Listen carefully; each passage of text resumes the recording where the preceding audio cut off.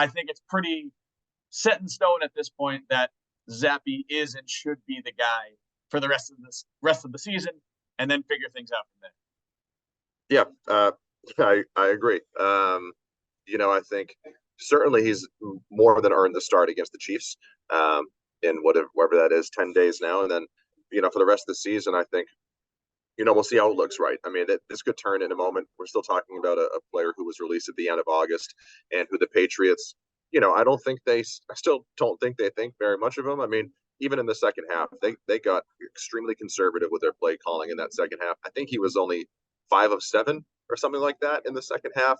It looked like the Patriots might have gotten spooked by that interception that he threw. And I still think they were afraid of Bailey Zappe and the mistakes that he can make, and they went into hyper conservative, don't turn the ball over mode because they didn't think Mitch Trubisky could score enough points, and they were right. So I still leave open the possibility that Zappe regresses, and the Patriots put Mac Jones out there, as strange as that would be at this point.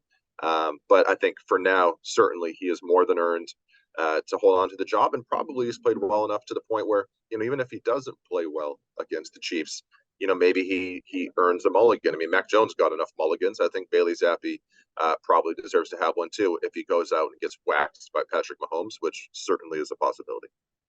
It did seem like he brought a little bit of I don't know, swagger, whatever kind of word you want to put to it, swagger, confidence, juice. He's cocky. He's a cocky dude. He's a cocky dude. For someone who, as you mentioned, got cut out of training camp, didn't start a game until last week, has been kind of a pinata to a lot of people this season. He definitely has some very visible and clear confidence and cockiness. And some of his teammates were remarking on that last night. Zeke Elliott said that kind of fed off to the rest of the Patriots huddle, and they were able to kind of take some inspiration from that.